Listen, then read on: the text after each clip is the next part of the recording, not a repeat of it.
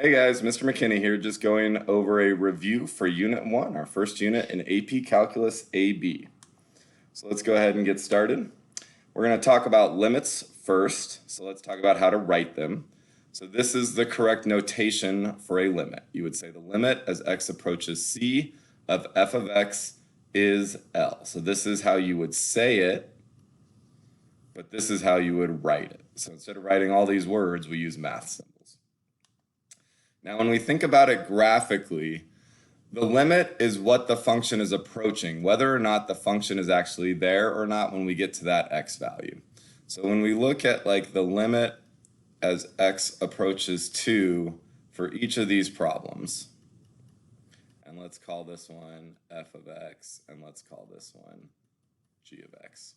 So the limit as x approaches 2 of f of x is asking, as x approaches 2, as my x value gets close to 2, what's happening to the y value? So whether I'm coming from this side or whether I'm coming from this side, I'm approaching the y value of -2. So the limit as x approaches 2 would be -2. Now if I look at this picture, it's the same idea. The limit as x approaches 2 of g of x. So I think about as I approach 2 on the x-axis, so as I'm coming close to 2 from the left side and the right side, in both cases, I'm approaching the y value of 1. The fact that the function is up here, defined up here at 2, does not matter when I'm talking about the limit. That'll have to do with whether the function is continuous or not. But whether this dot is up here or not does not affect the limit. You could have the dot colored in here and not up here, and the limit would be the same. The way that the original graph was shown, it was telling you that the limit as x approaches 2 of g was equal to 1. But when we had a hole here and we had a point up here, we were saying that g of 2 itself is 2. So the limit, when we get really close, is 1, but at 2 it was defined up there at the point. All right, now algebraically when you see a limit, the first thing you want to do is just plug in the x value that it's approaching. And as long as you don't divide by 0 or have a square root of a negative, you're done. So let's look at a couple examples. The limit as x approaches 4 of 5x. So I just plug in 4. 5 times 4 is 20. Note that after I've plugged in the value of 4, I don't need to write the limit statement anymore. All right, the limit as x approaches 5 of 7. So I plug in 5 for x. There is no x.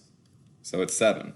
And if we think about it, this first one was a linear function with a slope of 5. As x approaches 4, my y value would be approaching 20. Now it also equals 20 when x is 4, because this one doesn't have any holes or anything like that. But the limit wouldn't care whether there was a hole or not. All right, down here, limit as x approaches 1 of this function. Just going to plug in 1. So 1 cubed minus 2 times 1 plus 4. Again, as soon as you plug in your x value, then you're not writing the limit statement anymore. And then let's simplify this. 1 minus 2 is -1 plus 4 is 3. Limit as x approaches 1, it's the same equation except it's cubed. So 1 cubed minus 2 times 1 plus 4 cubed. I know the inside part is 3, so 3 cubed is 27. So the first thing you should do when you see a limit and you're working with it algebraically is just plug the value in. Unless you divide by 0, you're done. That is your answer. So then you would just put a box around it. Don't worry about writing the limit as x approaches 1, the whole thing. Just box your answer. All right, now when you're working with limits, basically you're allowed to add, subtract, multiply, or divide limits. So if I have the limit as x approaches c of f of x is equal to 5, and the limit of x approaches c of g of x is equal to -3, I can either add those limits, multiply them, multiply by a scalar, or divide those limits. So if I want to find the limit and I'm just adding them, I just add the two limits. 5 plus -3, which would be 2. And you can multiply limits. So if I want the limit as x approaches c of f times g of x, I can just multiply 5 times -3 and get -15. I can multiply by a scalar So I can just do 16 times 5, which is 80. Or I can divide limits as long as I'm not dividing by 0. So in this case, I'd get 5 over negative 3. You could leave it like that. I would probably rewrite it as negative 5/3. All right, now they get more interesting if you plug a value in and you get a problem of some sort. For example, here, if I plugged in negative 3, on the top, negative 3 squared plus negative 3 minus 6, so 9 minus 3 minus 6 is 0. And on the bottom, negative 3 plus 3 is also 0. First of all, don't write that this equals 0 over 0. Since I don't have any equal signs, I'm okay to have scratch work over here, and this is fine. And the 0 over 0 tells me that this is an indeterminate form, and we're going to go over that more later in the video, but I just wanted to preview it a little bit. So since I can't just plug in the number, because I'd be getting 0 divided by 0, I have to do some more work first. In this case, I'm going to factor the top. Now, since I can't plug in the x value yet, I need to keep this limit statement. The limit as x approaches negative 3. I'm going to factor the top to be x plus 3, x minus 2 over x plus 3. Now, I can cancel out my factor of x plus 3, so this is just the limit as x approaches negative 3 of x minus 2. You can put parentheses around it or not. Notice that I have not plugged in the negative 3 yet, so I need to keep writing that limit. Now I will be able to plug it in because I'm not going to be dividing by 0 anymore. So I can plug it in, negative 3 minus 2, which is negative 5. Now, if you think about it, this function, if you graph it on Desmos, it's going to look like a line. It's going to look like the line y equals x minus 2.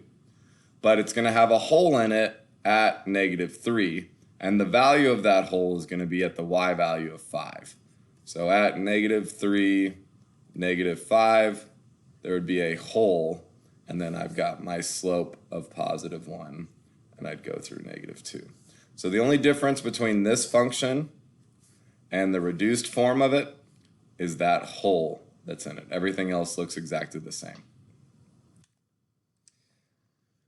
This problem is going to be a little bit more complicated because you've got a square root, and so to get rid of it, you're going to need to use the conjugate.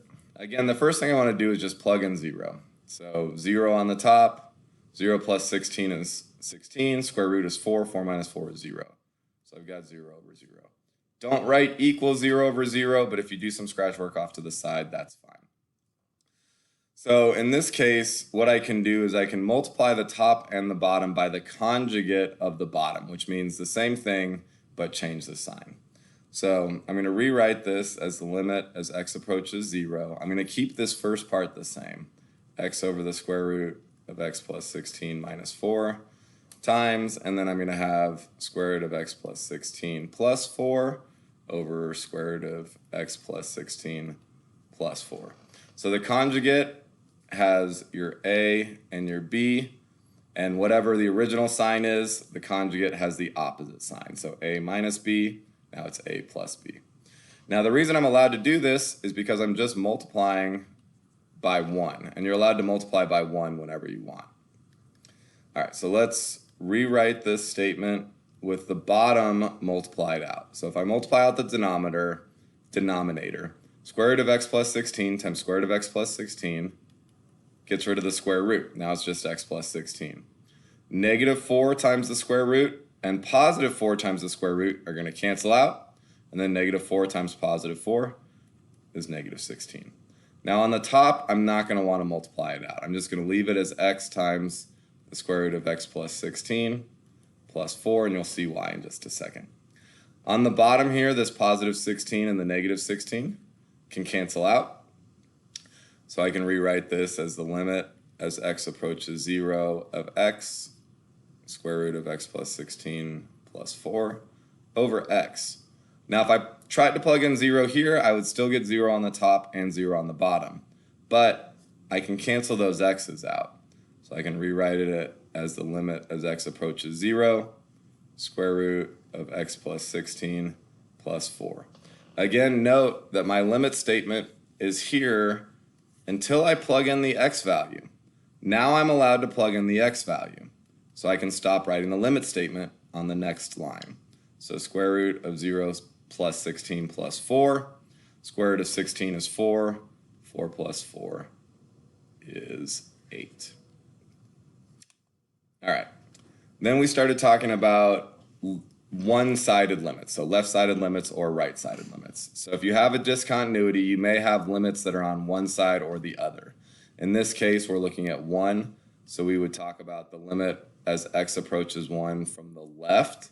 So coming from the left, I'm up there at 2. So if this was the function f of x, then the limit as x approaches 1 from the left side would be equal to 2. The limit as x approaches 1 from the right side would be equal to -1. The function itself at f of 1 is where the dot is, so it would be at 1. Since the left-sided limit and the right-sided limit are not the same, the overall limit or the two-sided limit does not exist. So the limit as x approaches 1 does not exist because coming from one side is different from coming from the other side. And that's what I was just saying on the previous slide.